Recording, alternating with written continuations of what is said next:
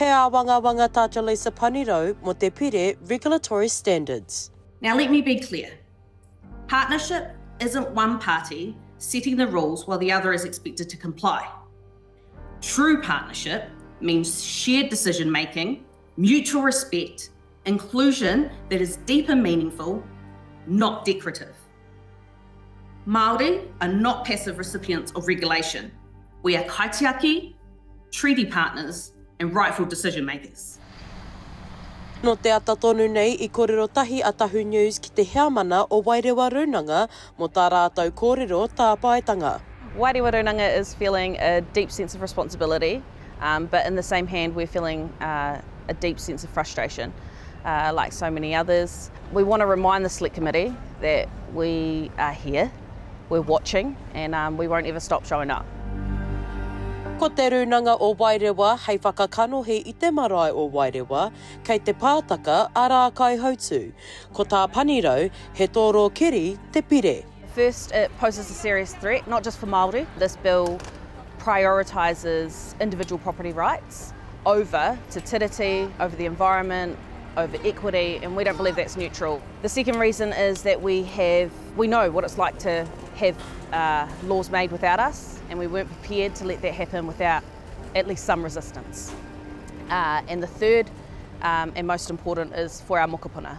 This bill is the most audacious piece of legislation that I think we have seen in our lifetimes. He roia Māori a tānea Waikato, a I ēnei wiki kōhori, kua tū ia hei kai whakahau ki tēnei pire, me tāna whakatau, ka takahi tēnei pire I te mana o Te Tiriti o Waitangi. If the bill is enacted without meaningful consultation with Māori, it will constitute a breach of the principles of Te Tiriti o Waitangi, specifically the principles of partnership and active protection. Secondly, there was no targeted consultation with Māori on the Regulatory Standards Bill, a point that was accepted by the Crown. Finally, the Crown must immediately halt the advancement of the Regulatory Standards Bill to allow for meaningful engagement with Māori and the dialogue envisioned by the treaty partnership.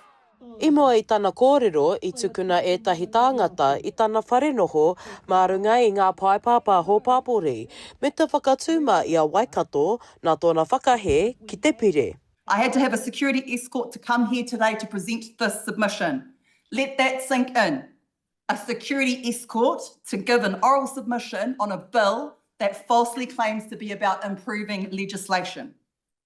These right-wing extremists have followed the lead of the Minister for Regulation, David Seymour, and in doing so, the Minister has given implicit support to the actions of these extremists to target experts and others who are speaking out against this bill.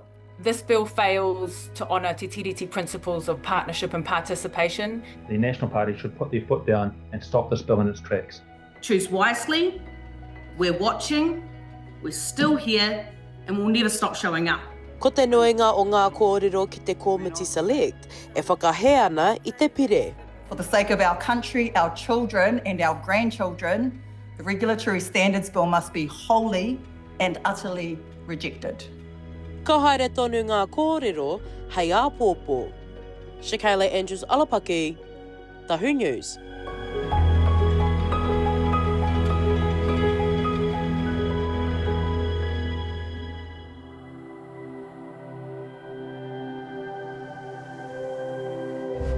Ko te reo, te take.